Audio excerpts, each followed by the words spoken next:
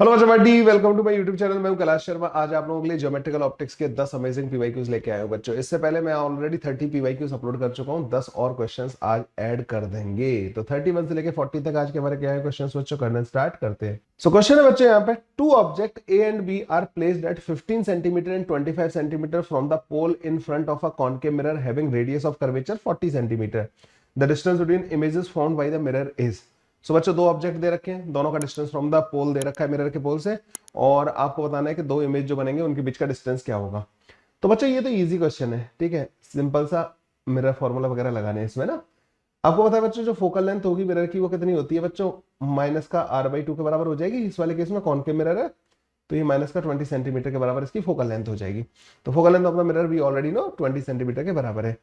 अब पहला वाला जो ऑब्जेक्ट है ना बच्चों, वो u1 is equal to minus का 15 सेंटीमीटर रियल ऑब्जेक्ट है, तो u जो होगा बच्चों वो माइनस का 15 सेंटीमीटर होगा। आपको पता है बच्चों यहाँ पे मेरा फॉर्मूला क्या होता है, 1/v प्लस का 1 अच्छा v1 के बारे में बात कर रहे हैं, u1 is equal to 1/f। तो 1/v1 आ जाएगा बच्चों हमारे पास, divide this divide by 1 minus का 1/-15, 1/माइनस का 20। ठीक है, इसको जब आप सॉल्व करोगे बच्चों तो 1/v1 की वैल्यू जो आ जाएगी अपने पास 1/15 माइनस का 1/20 के बराबर आ जाएगी। तो 1/v1 जो है यहाँ पे बच्चों एलसीएम ले लो 60, तो 4 माइनस का 3, तो v1 बच्चों हमारे पास 60 सेंटीमीटर के बराबर आ जाएगा। और ये दूसरी तरफ बनेगा, मतलब ना मिरर के पीछे बनेगा इमेज, ठीक है, 60 सेंटीमीटर पॉजिटिव का आ रहा है ना, तो मिरर के पीछे वाली जो चीजें डिस्टेंसेस होती है वो सब पॉजिटिव होती है, और सामने वाली जितनी भी चीजें होती है ना मिरर के सामने वो सब नेगेटिव होती है। तो पहला तो बच्चों हमारे पास पहले ऑब्जेक्ट की पोजीशन आ गई, पहले ऑब्जेक्ट की इमेज आ गई। अब दूसरे वाले के लिए बात करते हैं बच्चों, u2 जो है, u2 कितना दे रखा है इन्होंने, माइनस का 25 सेंटीमीटर, ठीक है। तो 1/v2 प्लस का 1/u2 is equal to 1/f। Okay, तो 1/v2 बच्चों इधर आ जाएगा, ये 1/25 माइनस का 1/20। अगर आप इसका एलसीएम लोगे ना बच्चों तो ये आ जाएगा तुम्हारे पास 100, तो 4 माइनस का 5, तो v2 बच्चों अपने पास माइनस का 100 सेंटीमीटर आ रहा होगा। तो एक मिरर के सामने है और एक मिरर के पीछे है। मिरर के पीछे वाला जो है बच्चों वो 60 सेंटीमीटर पीछे है, ये 60 सेंटीमीटर हो गया, और मिरर के सामने वाला जो है बच्चों वो 100 सेंटीमीटर आ गया है, ठीक है। तो दो इमेज बन रहा है इस तरीके से, दोनों इमेज के बीच का डिस्टेंस कितना हो जाएगा बच्चों, 160 सेंटीमीटर के बराबर हो जाएगा, और ये बच्चों थर्ड वाला हमारे पास आंसर आ जाएगा। क्लियर भाई यहां तक? ओके, अगले क्वेश्चन पे आ जाते हैं बच्चों। In an experiment of measuring the refractive index of the glass slab using the travelling microscope in a physics lab. Okay, travelling microscope और रिफ्रैक्टिव इंडेक्स, ठीक है। A student measure real thickness of the glass slab as 5.25 mm and apparent thickness of the glass slab at 5 mm. Traveling microscope has 20 division in 1 centimeter, and main scale of the 50 division on vernier scale is equal to 49 division on the main scale. The estimate uncertainty in the measurement of the refractive index of the slab is। वाह यार, क्या खतरनाक question है, ठीक है। चलो एक पहले तो मैं बताता हूँ बच्चों यहाँ पे है क्या क्या। ये एक स्लैब है, ठीक है, इसकी जो थिकनेस है ना बच्चे, ये वाली थिकनेस t, ये इन्होंने बोला है कि the student measure the real thickness of the glass slab as 5.25 mm, ठीक है, ये इसकी थिकनेस है, ठीक है। अब जब इधर से वो देखेगा, जो इसकी एपरेंट थिकनेस जो दिखाई देगी, रेज ऐसे आएंगी, ठीक है, यहां से रेज ऐसे आएंगी और थोड़ा बाहर की तरफ डाइवर्ज हो जाएंगी, है ना, इस तरीके से। तो जब इनको तुम कन्वर्ज करोगे तो थोड़ा यहाँ पर कहीं कन्वर्ज हो रही होंगी। तो जो इसकी अपेरेंट थिकनेस होती है बच्चों, मान लो इसको टी डैश लिखूं, तो टी डैश जो आएगा वो T divided by N I, जो कि म्यू है, divide by N R, rare जो मतलब जिसमें रिफ्रैक्शन हो रहा है वो एयर है, ऊपर जाएगा तो 1 हो जाएगा। तो ये बन गया बच्चों हमारे पास टी डैश और टी का रिलेशन, ठीक है, टी डैश और टी में रिलेशन हमारे पास ये बन गया। तो D T dash divided by T dash जो होगा ना बच्चों, वो D T divided by T plus minus का D mu divided by mu, ये आ जाएगा बच्चों। इनका तीनों का आपस में रिलेशन ये है। टी डैश जो एपरेंट जो आ रहा है बच्चों, ये इन्होंने बोला है कि apparent thickness of the glass slab at 5.00 mm। अब एक काम करो बच्चों, इसको जो ट्रैवलिंग माइक्रोस्कोप है उसमें 20 division in 1 centimetre on the main scale, 1 centimetre को 20 डिवीजन में इन्होंने डिवाइड कर रखा है। अगले पेज पे चलते हैं। तो वर्नियर कैलिपर्स के जो क्वेश्चन होते हैं उसमें पहले हम मेन स्केल का डिवीजन पता करते हैं, एमएसडी। तो 1 सेंटीमीटर मतलब 10 mm को इन्होंने 20 डिवीजन में डिवाइड कर रखा है। तो एक एमएसडी जो है ना बच्चों 0.5, एक मिनट ना, यहाँ पे आएगा। 1 सेंटीमीटर 10 mm होता है ना, 0.5 mm के बराबर है। तो मेन स्केल का एक डिवीजन जो है ना वो 0.5 mm के बराबर है। अब इन्होंने क्या बोला है बच्चों कि इन्होंने बोला है 50 division on the end the 50 division on the vernier scale is equal to 49 division on the main scale. Main scale के 49 डिवीजन जो होंगे, अब वर्नियर, एक वर्नियर स्केल पता करना है मेरे को ना, तो 49 division of the main scale. तो मेन स्केल का एक डिवीजन बच्चों 1/2 का है, 1/2 mm का, डिवाइड बाई 50। 50 वर्नियर स्केल के डिवीजन जो है ना बच्चों वो 49 मेन स्केल के डिवीजन के बराबर है। तो ये बन जाएगा हमारे पास, मतलब ये 0.49 mm के बराबर बन जाएगा।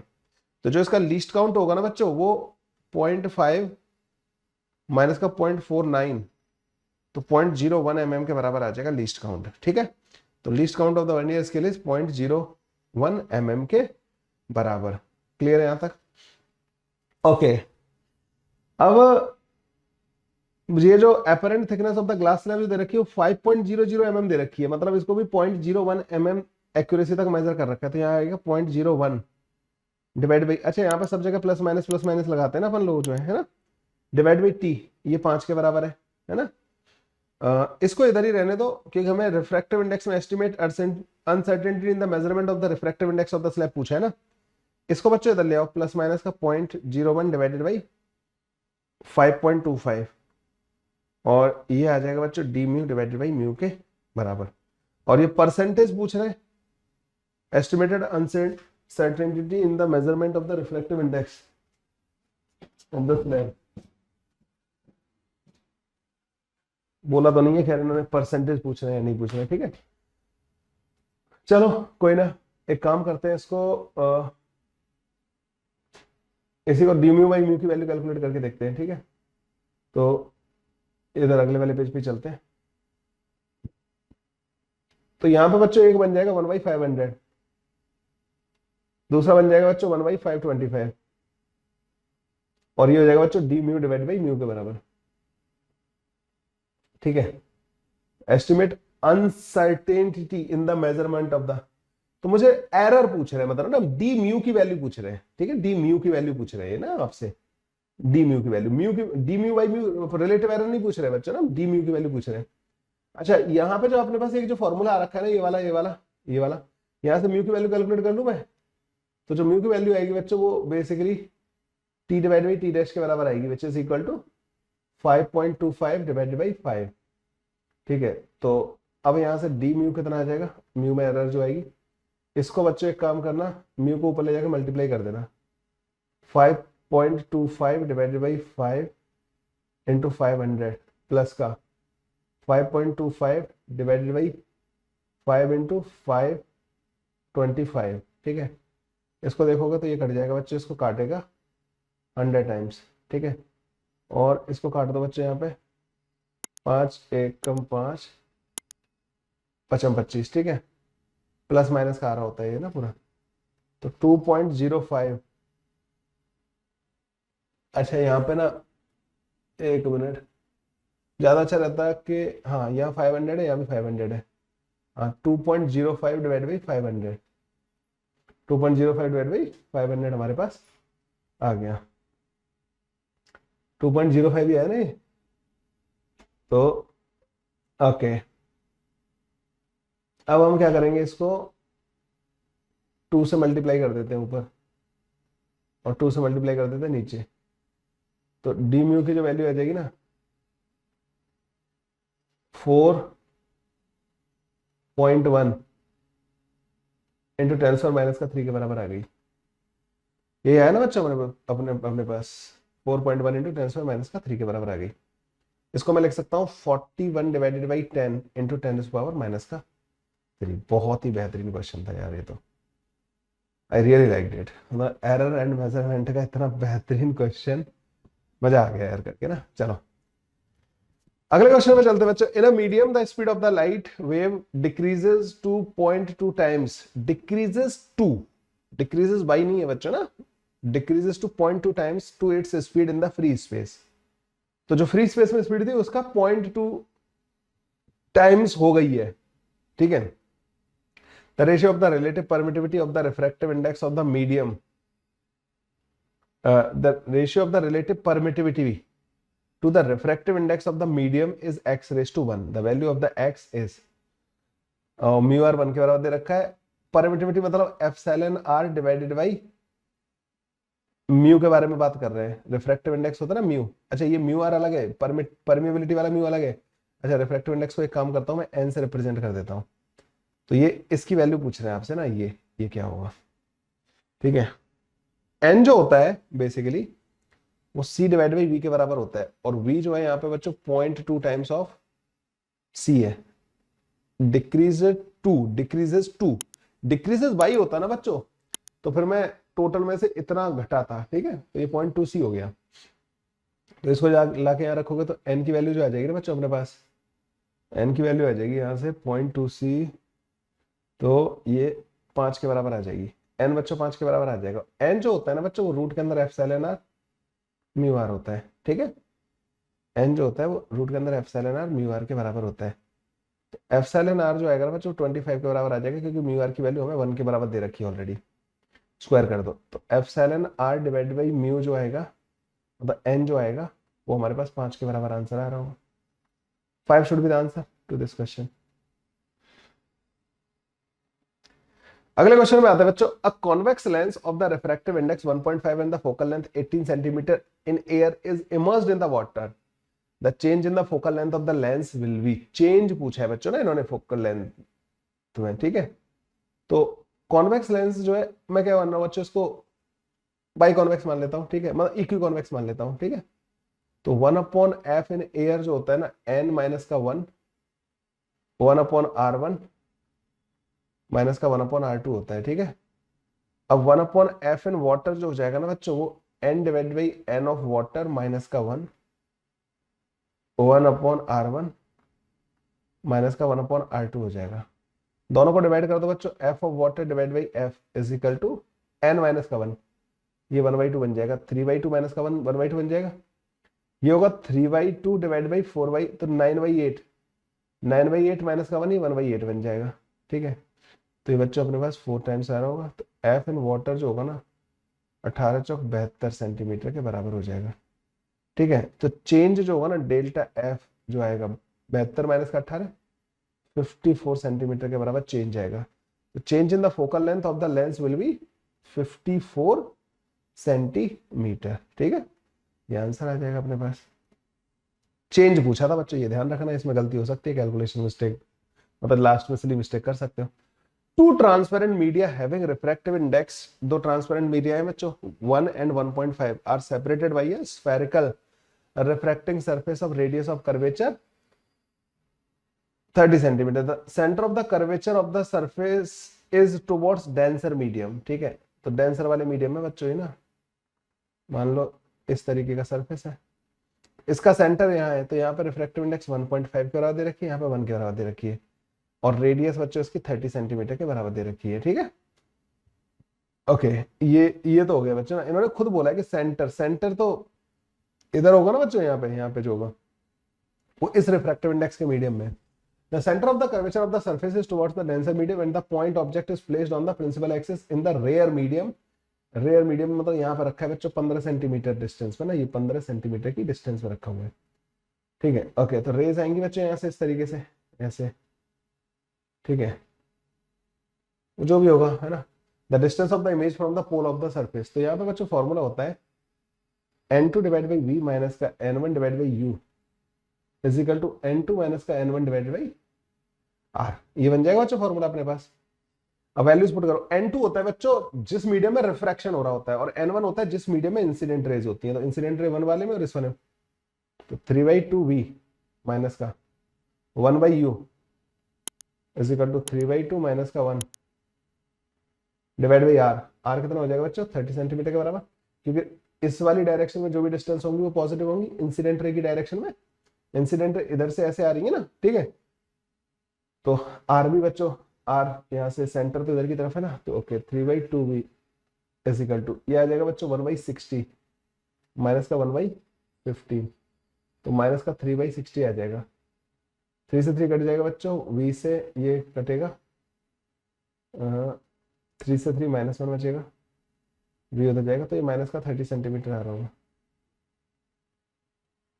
है ना। माइनस का 30 सेंटीमीटर मतलब इधर की तरफ यहाँ पे बन रहा होगा इमेज 30 सेंटीमीटर पीछे, तो 30 will be the answer of this question. Okay, अगले क्वेश्चन पे आ जाते हैं बच्चों। A fish rising vertically upward with a uniform velocity of 18 metre per second, observe that a bird is diving vertically downward towards the fish with a velocity of 12 meter per second. Then the refractive index of the water is this. Then the actual velocity of the diving bird to pick the fish is. Okay. So यहाँ पे बच्चों ऐसे questions को करने का simple सा तरीका है जो मैं भी बताने वाला हूँ, है ना। ऐसा सिंपल सा तरीका है क्या? तो यहाँ पे बच्चों ये हो गई फिश, ठीक है। ओके, ये हो गई बर्ड। बर्ड की वेलोसिटी मान लो बच्चों, आप मान लो जो पूछी है ना इन्होंने, जो एक्चुअल वेलोसिटी जो है ना बर्ड की, वो भी मान लेते हैं, ठीक है। फिश की जो दे रखी है इन्होंने, फिश इज राइजिंग 8 मीटर पर सेकेंड से, लेकिन फिश को जो बर्ड दिखाई देगी, फिश को जो बर्ड की वेलोसिटी जो फील होगी वो है 12 मीटर पर सेकेंड, ठीक है।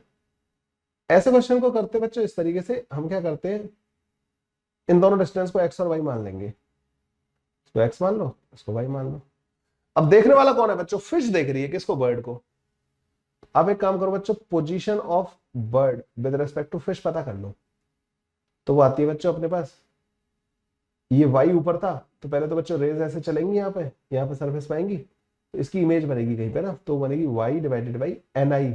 एन आई होगा बच्चों ये air, divide by N R, N R ऊपर चला जाएगा बच्चों, तो 4/3। तो ये इस सरफेस से जो बर्ड की डिस्टेंस होगी ना वो ये होगी, प्लस कर देना उसमें एक्स, तो फिश के रेस्पेक्ट में बर्ड की पोजीशन ये आ जाएगी। अब इसको डिफरेंशिएट कर दो, इसको डिफरेंशिएट कर दो, तो ये आ जाएगा 4/3 dy/dt प्लस का dx डिवाइड बाई dt। अब देखो बच्चों dy/dt जो है ना वो मतलब घट रहा है, y घट रहा है ना इसकी वजह से, नीचे आने की वजह से, तो ये हो जाएगा 4/3 माइनस का v, और x भी घट रहा है बच्चों माइनस का 8, और इसकी वैल्यू क्या बोली इन्होंने कि बर्ड उसको नीचे 12 मीटर पर सेकंड से आती हुई दिखाई दे रही है, तो ये माइनस का 12 रहा होगा, 12 मीटर पर सेकंड। अब बोलोगे सर आप माइनस क्यों लगा रहे हो यहाँ पे? क्योंकि उसकी तरफ आती दिख रही है ना, मतलब उनके बीच का डिस्टेंस घट रहा होगा ना, तो माइनस का जो पोजीशन का रेट ऑफ चेंज होगा ना, बर्ड की position with respect to fish का रेट ऑफ चेंज होगा वो भी नेगेटिव होगा, है ना। एक काम करो बच्चों, यहाँ से 8 को इधर ले आओ, पहले तो माइनस उड़ा दो, 4 बचेगा, तो v की वैल्यू बच्चों 3 मीटर पर सेकंड आ रही होगी। सॉल्व कर लो इस वाली इक्वेशन को ना, मैंने तो कर लिया, 3 मीटर पर सेकंड बच्चों आंसर है, ठीक है। ऐसे हो जाते हैं इस टाइप के क्वेश्चन सॉल्व, जो है ना, हम एक्स और वाई के टर्म्स में मतलब एक के रेस्पेक्ट में दूसरे की पोजीशन पता कर लेते हैं, उसको डिफरेंशिएट कर देते हैं। The refractive index of a transparent liquid filled in a equilateral hollow prism is √2। The angle of minimum deviation for the liquid will be. Okay, तो यहाँ पे बच्चे एक प्रिज्म दे रखा है, एक तरीके से वही यही इसका रिफ्रैक्टिव इंडेक्स का काम करेगा। इक्विलैटरल है बच्चों, तो ए की वैल्यू कितनी हो जाएगी? 60 डिग्री के बराबर, ठीक है। आपको पता है बच्चों, वैसे तो मैंने अपना एक रिवीजन वीडियो भी अपलोड किया है प्रिज्म पे ना, उसमें मैंने बताया था कि एन ऑफ द प्रिज्म जो होता है वो साइन डेल्टा मिनिमम प्लस का a divided by 2 divided by sine a/2 होता है, ठीक है। ये फॉर्मूला होता है, या तो आप इस डायरेक्ट फॉर्मूले से जाओ, ठीक है, नहीं तो दूसरा तरीका भी मैं बता दूंगा आपको।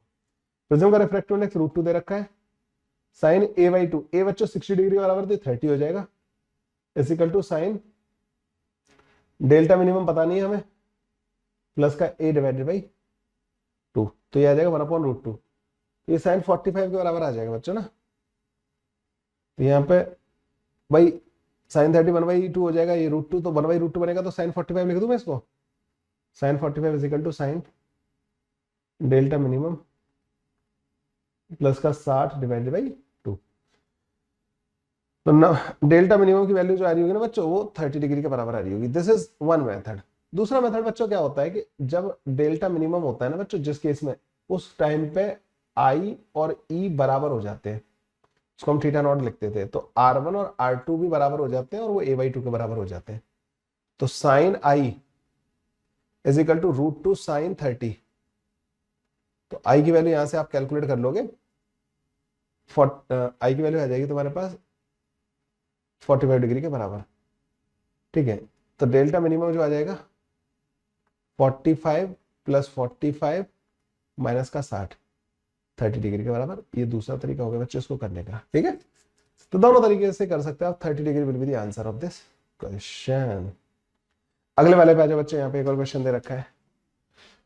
As shown in the figure, a plane mirror is fixed at a height of 50 centimeter from the bottom of the tank. अच्छा, टैंक के बॉटम से 50 सेंटीमीटर ऊपर रखा हुआ है। Containing water 4/3, the height of water in the tank 8 centimetre दे रखी है, clearly visible भी है। ठीक है, a small bulb is placed at the bottom of the water tank. The distance of the image of the bulb formed by the mirror from the bottom of the tank क्या होगी? ठीक है, okay. सबसे पहले बच्चों race जाएंगी ऐसे करके ना यहाँ पे। ठीक है, कलर चेंज करना पड़ेगा ये, इसलिए चेंज। रेस बच्चों ऐसे जाएंगी पहले तो ना, फिर यहाँ से और थोड़ी बाहर की तरफ डाइवर्ज हो जाएंगी। तो पहले तो बच्चों यहाँ पे इमेज फॉर्मेशन कराएंगे हम लोग ना। पहले इमेज फॉर्मेशन बच्चों इस सरफेस पे कराएंगे। तो पहला मतलब refraction at surface, refraction at surface. पहले सरफेस पे जो रिफ्रैक्शन होगा ना, तो जो इसका अपेरेंट डेप्थ होगा ना d1, वो 8 डिवाइड बाई NI/NR होता है। तो NI होगा वाटर का refractive index divide by NR, NR ऊपर जाके मल्टीप्लाई हो जाएगा। तो यार होगा बच्चों 6 सेंटीमीटर के बराबर। तो ये 6 सेंटीमीटर में देखिएगा यहाँ पे ना, 6 सेंटीमीटर, 2 सेंटीमीटर ऊपर की तरफ शिफ्ट हो गया। तो मिरर के लिए ऑब्जेक्ट कितना नहीं, अब ये जो रेज है मिरर पे जाएंगी, तो मिरर के लिए ऑब्जेक्ट की डिस्टेंस 48 सेंटीमीटर हो गई, क्योंकि टोटल 50 सेंटीमीटर था इसका डिस्टेंस बल्ब का, अब 48 सेंटीमीटर होगी। तो मिरर क्या करेगा, इसका इमेज बना देगा यहाँ पे 48 सेंटीमीटर ऊपर। ठीक है, 48 सेंटीमीटर ऊपर बना देगा। तो ये इमेज बाई मिरर हो गया बच्चों। मिरर ऐसे भेज देगा रेज को फिर दोबारा से, लेकिन हमें बस मिरर ने जो इमेज बनाया ना उसका डिस्टेंस फ्रॉम बॉटम पूछा है। तो 48 प्लस का 50 कितना हो जाएगा बच्चों, 98 सेंटीमीटर हो जाएगा। Answer to this question will be 98 centimetre. ठीक है, in a reflecting telescope the secondary mirror is used. अभी कह रहे हैं कि रिफ्लेक्टिंग टेलीस्कोप जो होते हैं ना बच्चों, न्यूटोनियन टेलीस्कोप होता है, कैसग्रेनियन होता है एक। ठीक है, उसमें सेकेंडरी मिरर यूज किया जाता है to reduce the problem of the mechanical support. नहीं, मैकेनिकल सपोर्ट का कोई मतलब नहीं। रिमूव स्फेरिकल एब्रेशन, नहीं। Make chromatic aberration 0, no. Move the eyepiece outside the telescope tube. देखो कैसग्रेनियन होता है ना, उसमें दो कॉनकेव मिरर, मतलब कॉनकेव मिरर इस तरीके से लगा रहता है एक, है ना, ये इन्फिनिटी से आने वाली रेस को कन्वर्ज करता है, और यहाँ पे बच्चों एक कॉन्वेक्स मिरर लगा रहता है। ये इन रेस को जब कन्वर्ज होती है तो फिर इनको इधर डायरेक्शन दे देता है। ठीक है, ऐसे करके ना इस तरीके से भेज देता है, फिर आंख यहाँ पे देख पाती है। न्यूटोनियन में बच्चों क्या होता है कि न्यूटोनियन में ये जैसे हो गया आपका कॉनकेव मिरर, यहाँ पे एक लेंस मिरर लगा रखा होता है इस तरीके से। जब ये रेस ऐसे आती है ना तो ये इनको इधर भेज देता है, और जो इधर से आ रही होती है उसको इधर भेज देता है। ठीक है, तो बाहर यहाँ पे देखने वाला बंदा यहाँ पे होता है, तो बाहर निकालने के लिए तो मूव द आईपीस, आईपीस जो है ना उसको बाहर ट्यूब से बाहर निकालने के लिए यहाँ पे आईपीस लगा रहता है, लेंस। ठीक है, इसमें आईपीस यहाँ पे लगा रहता है।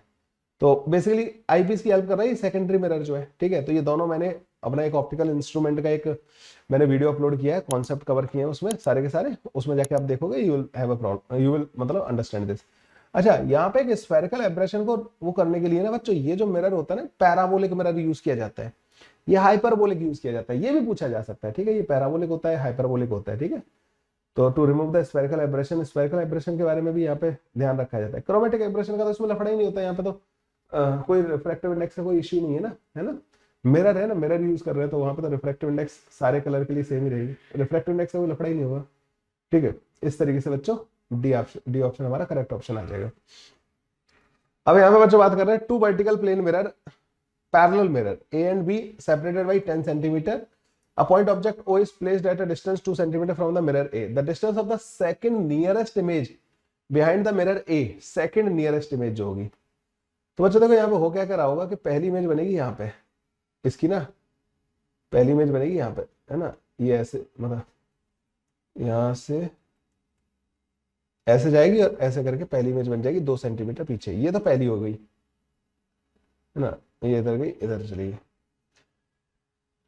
अब इधर बच्चों इसके पीछे 12 सेंटीमीटर पे इमेज बनेगा, क्योंकि ये वाली इमेज जो है ना इस वाले मिरर के लिए ऑब्जेक्ट का काम करेगी, तो 12 सेंटीमीटर पीछे बनेगा। फिर ये जब इधर वापस आएगा ना बच्चों इस तरीके से, है ना, ये जब वापस आएगा तो फिर ये ऐसे जाएंगी रेस, तो 12 और 10 22 सेंटीमीटर पीछे इमेज बनेगी।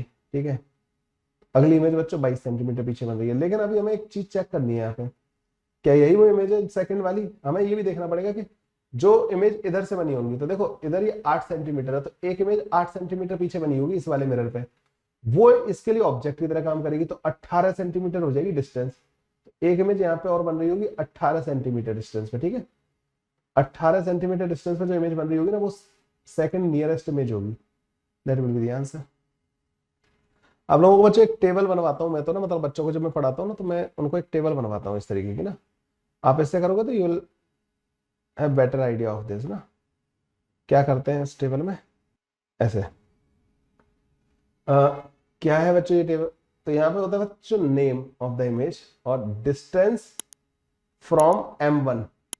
यहाँ लिखते हैं डिस्टेंस फ्रॉम M2 नेम। ठीक है, तो पहली इमेज जो बन रही होगी ना I1 पहले वाले मिरर पे, वो 2 सेंटीमीटर पीछे बन रही होगी यहाँ पर ना, 2 सेंटीमीटर। उस पर जो बन रही होगी I2 इस वाले दूसरे वाले मिरर पे, वो बन रही होगी 8 सेंटीमीटर पीछे। ठीक है, 8 सेंटीमीटर 2 सेंटीमीटर। ठीक है, क्योंकि M2 से इस ऑब्जेक्ट का डिस्टेंस 8 सेंटीमीटर, M1 से 2 सेंटीमीटर है। अब क्या करते हैं हम, जो मिरर के बीच का डिस्टेंस है ना उसको ऐड कर देते हैं। यहाँ पे 18 पे बनेगी और यहाँ पे 12 पे बनेगी। फिर यहाँ पे ऐड करते जाते हैं हम, 12 और 10 22 पे बनेगी और यहाँ पे 28 पे बनेगी, एंड सो ऑन चलता जाता है।